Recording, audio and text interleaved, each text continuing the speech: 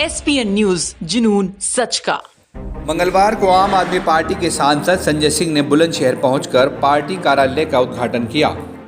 इसके साथ ही उन्होंने काला आम चौराहे पर शहीद भगत सिंह की मूर्ति पर माल्यार्पण भी किया। संजय सिंह ने पत्रकार वार्ता के दौरान भारतीय जनता पार्टी पर भी जमकर निशाना साधा।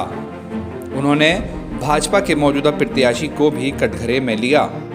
साथ ही उन्होंने कहा कि भाजपा ने अपने पुराने विधायक पर भरोसा न करके एक ऐसे आदमी को चुनावी मैदान में उतारा है जो जिला पंचायत अध्यक्ष के तौर पर नाकाम साबित हुए हैं। भारतीय जनता पार्टी ने अपने मौजूदा विधायक का टिकट काट दिया। इसका मतलब भाजपा को खुद अपने विधायक पर, जिसको 5 साल तक उन्होंने यहां से विधायकी करने का मौका दिया, उनको भरोसा नहीं है। एक ऐसे आदमी को प्रत्याशी बनाया जो जिला पंचायत अध्यक्ष के तौर पे नाकाम साबित हो चुका है। उस पर भी भरोसा नहीं लोगों को। इसके साथ ही उन्होंने आरएलडी सपा गठबंधन के प्रत्याशी को भी कटघरे में लिया। रालोद ने ऐसा प्रत्याशी दिया जिसके आपराधिक इतिहास आप देखेंगे तो आप खुद हैरान रह जाएंगे। भारतीय जनता पार्टी मानसिक रूप से विकलांग पार्टी है। वह चुनाव में जिन्ना की बात करती है, जबकि यहाँ किसान गन्ना गन्ना चिल्ला रहा है। उन्होंने कहा कि नरेंद्र मोदी पाकिस्तान जाकर पाकिस्तान पीएम के साथ केक काटते हैं। उन्होंने ये भी कहा कि उत्तर प्रदेश में अगर उनकी सरकार बनती है तो वह बेरोजगारों को रोजगारी भत्ता देंगे और बिजली के बकाया बिलों की होली जलाएंगे और 300 यूनिट बिजली फ्री देंगे। इस वक्त देखकर ऐसा लग रहा है कि भारतीय जनता पार्टी के लोग मानसिक रूप से विकलांग हो चुके हैं। पूरे इलेक्शन को नकली मुद्दों पर लेकर आ रहे हैं, हिंदू मुसलमान पर लेकर आ रहे हैं। और भाजपा पे तो मुझे इतनी दया आती है कि इतनी बड़ी पार्टी जो दुनिया की सबसे बड़ी पार्टी होने का दावा करती है, उसकी पूरी पार्टी में हिंदुस्तान का कोई नेता है ही नहीं। वो पाकिस्तान के नेता के नाम पे हिंदुस्तान का चुनाव लड़ रहा है। यहां पर किसान गन्ना गन्ना कर रहा है, वो जिन्ना जिन्ना जिन्ना जिन्ना कर रहे हैं। उत्तर प्रदेश का चुनाव भाजपा नफरत की बुनियाद पर लड़ना चाहती है। आदित्यनाथ जी से मैं पूछना चाहता हूं, 5 साल में तुमने किया क्या, ये बताओ। कितने लोगों को नौकरियां दी? क्यों हमारे बच्चे नमक रोटी खाते हैं? क्यों कोरोना की महामारी में ऑक्सीजन का सिलेंडर लोगों को नसीब नहीं हुआ? नदी के घाट पर क्यों लाशें सड़ी हुई मिली? इसका जवाब दो। क्यों 1 साल तक किसान सड़कों पर बैठा रहा, अपने फसल का दाम पाने के लिए रोता रहा? गन्ना किसानों को मूल्य नहीं मिला तो उन्होंने आत्महत्या कर ली। क्यों क्यों अपने गन्ना खेतों में जलाया किसानों ने? इसका जवाब दो भाजपा। इसलिए इस पूरे चुनाव को आज नकली मुद्दे पर भारतीय जनता पार्टी लड़ना चाहती है। और आज सवाल उत्तर प्रदेश की जनता पर भी है। आप पर मीडिया सवाल उठाता है, मीडिया में कोई बहस होती है। संजय सिंह जी, आपके मुद्दे तो बहुत अच्छे हैं, केजरीवाल जी बातें तो बहुत अच्छी कर रहे हैं, लेकिन उत्तर प्रदेश का चुनाव तो जाति और धर्म पर होता है। उत्तर प्रदेश का चुनाव तो जाति और धर्म पर होता है। यह हम सबके लिए गाली है मित्रों, यह हमारा अपमान है। कितने बड़े प्रदेश की जनता को बार बार यह कहकर अपमानित किया जाता है कि हम तो मुद्दों पर वोट दे ही नहीं सकते। हम शिक्षा पर, स्वास्थ्य पर, बिजली पर, पानी पर, रोजगार पर, किसानी पर वोट नहीं दे सकते। हम देंगे तो सिर्फ जाति और धर्म पर वोट देंगे। ऐसा माहौल आपके बारे में बनाया गया है। मैं खासतौर से युवाओं से हाथ जोड़कर निवेदन करना चाहता हूं, आइए हम सब मिलकर संकल्प लें, केजरीवाल की नई राजनीति को आगे बढ़ाने का संकल्प लें, अरविंद केजरीवाल के मॉडल को बढ़ाने का संकल्प लें, आम आदमी पार्टी के मॉडल को बढ़ाने का संकल्प लें। बहुत अपमान हो चुका हमारा आपका। हर चुनाव में यही तमगा लगा दिया जाता है, वोट तो जाति धर्म पर होगा, वोट तो जाति धर्म पर होगा। क्यों होगा? और उसी का फायदा ये लोग उठाते हैं। और मेरी बात को याद रखिएगा, अगर है मोदी जी जिनके शपथ ग्रहण में पाकिस्तान का प्रधानमंत्री आया, पहले प्रधानमंत्री, तो आप लोग गलबहियां करोगे पीठ पीछे और जनता को गुमराह करोगे, ये तो नहीं चलेगा।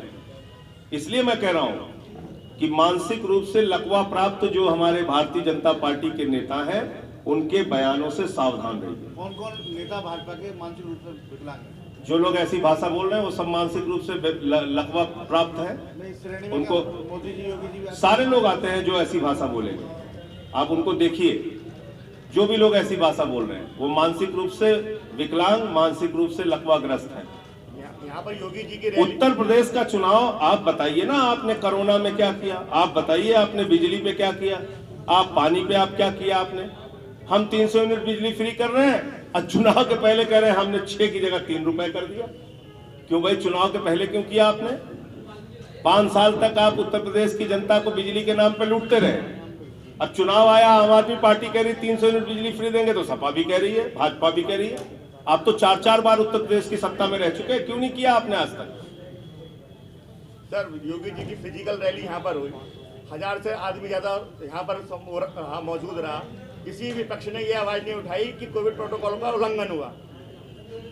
देखिए, मैं फिर ये कहना चाहता हूं कि चुनाव आयोग ने जो भी निर्देश जारी किए हैं उसके हिसाब से अमित शाह जी ने तोड़ा पिछले दिनों कोविड प्रोटोकॉल, कैराना जब गए थे। उसके बाद यहाँ पे योगी जी, गाजियाबाद में योगी जी गए। हर जगह ये लोग खुलेआम धज्जियां उड़ा रहे हैं चुनाव आयोग के नियमों की। मैं तो सिर्फ ये कह रहा हूं कि आज जिस पर भी कार्रवाई करने की आवश्यकता है, चुनाव आयोग विलंब न करे, जल्दी कार्रवाई करे। अगर लेट करते हैं तो उससे इनका मनोबल बढ़ता है और बार बार ये उसी गलतियों को दोहराते हैं। बहुत धन्यवाद। किस तरीके से चुनाव प्रचार में आप विपक्षी दलों को पछाड़ेंगे? उत्तर प्रदेश के पहले चरण में 58 सीटों पर चुनाव है और 58 की 58 विधानसभाओं में अरविंद केजरीवाल की वर्चुअल सभा होगी। हम एलईडी का इंतजाम कर रहे हैं, हम 500 लोगों के परमिशन का इंतजाम कर रहे हैं और 58 विधानसभाओं में सभी प्रत्याशियों के लिए वर्चुअल सभा अरविंद केजरीवाल जी की होगी। बुलंदशहर की भी सारी सीटों पे होगी और बाकी सीटों पर भी होगी। तो जहां जहां भी चुनाव है वहां हम इस चीज को कर रहे हैं। अलग अलग चरण के हिसाब से केजरीवाल जी के कार्यक्रम लग रहे हैं। हमने स्टार कैंपेनर की लिस्ट जारी की है जिसमें मनीष सिसोदिया, भगवंत मान और तमाम हमारे मंत्री विधायक उत्तर प्रदेश के चुनाव में है, वो भी हमारे स्टार प्रचारक हैं, वो चुनाव प्रचार में लगेंगी। जैसे जैसे जिस हिसाब से चुनाव आयोग की छूट मिलती जाएगी उसका पालन करते हुए हम चुनाव करेंगे। उत्तर प्रदेश में 403 सीटों पर आम आदमी पार्टी अपने को कहां देख रही है? देखिए, ये तय करना जनता का काम है। मैं तो सिर्फ आपसे कह सकता हूं, 2 साल में 21 मुकदमे मेरे ऊपर आदित्यनाथ जी ने किए। मेरे पार्टी का दफ्तर खाली करा दिया, घर में पत्नी थी, पुलिस वालों को भेज के धमकाया। मुझे 150 पुलिस वालों के साथ सीतापुर से आते समय गिरफ्तार किया गया। हमारे कार्यकर्ताओं को पीटा गया, लाठियां मारी गई, जेल में डाला गया।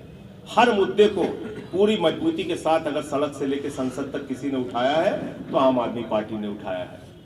अगर हमने प्रदेश की जनता के लिए लड़ाई लड़ी है तो मैं उम्मीद करता हूं कि साफ राजनीति, ईमानदार राजनीति को लोग अपना सहयोग करेंगे और दिल्ली मॉडल को उत्तर प्रदेश में सच करने के लिए आम आदमी पार्टी को वोट देंगे। ये हमारे ऊपर अब जिम्मेदारी नहीं है। हमने तो अपना काम किया, चुनाव में भी प्रचार कर रहे हैं, अब आगे की जिम्मेदारी जनता पर है। इसलिए हमारा जो भी, और एक ऐसी पार्टी है जो खुलेआम कहती है हमारा कोई वोट बैंक नहीं। हम कहते हैं जो 300 यूनिट बिजली फ्री चाहता है वो हमारा वोट बैंक है, जो नौकरी चाहता है वो हमारा वोट बैंक है, जो फसल का दाम चाहता है वो हमारा वोट बैंक है। क्योंकि वोट बैंक बनाने वालों ने बैंक खाली कर दिए। तो अगर अपने आप को हमें सुरक्षित रखना है तो एक साफ सुथरी राजनीति लानी पड़ेगी।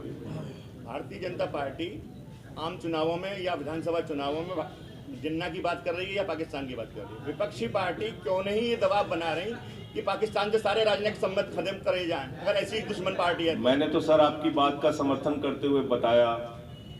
कौन जाके नवाज शरीफ को आलिंगन कर रहा था? नरेंद्र मोदी जी। कौन बिना बुलाए केक काटने गया था? नरेंद्र मोदी जी। किसने आईएसआई को बुला के पठानकोट की जांच कराई, हमारे शहीदों को अपमानित किया? नरेंद्र मोदी जी। तो और छोड़ दीजिए, हिंदुस्तान की आजादी के बाद पहले प्रधानमंत्री हैं, तो कैसे ईमानदार राजनीति आ सकती है? और सारी पार्टियों के प्रत्याशी अब सामने आ रहे हैं धीरे धीरे, भाजपा के भी, सपा के भी, कांग्रेस के भी, बसपा के भी। उनके यहाँ क्या प्रतियोगिता चल रही है? वो कह रहे तुमने गुंडा दिया, बोले हम दंगाई देंगे। बोले तुमने बलात्कारी दिया, बोले हम डकैत देंगे। ये कंपटीशन चल रहा है उन पार्टियों में, सारी पार्टियों में कंपटीशन चल रहा है। और आम आदमी पार्टी में क्या कंपटीशन चल रहा है? हम एमए वाला देंगे, पीएचडी वाला देंगे, डॉक्टर देंगे, इंजीनियर देंगे, पढ़ा लिखा देंगे, योग्य देंगे, पत्रकार देंगे, अधिवक्ता देंगे, अच्छे लोगों को देंगे आपके सामने। और एक अच्छे विकल्प के रूप में हमने यहां पर भी प्रत्याशी उतारा है।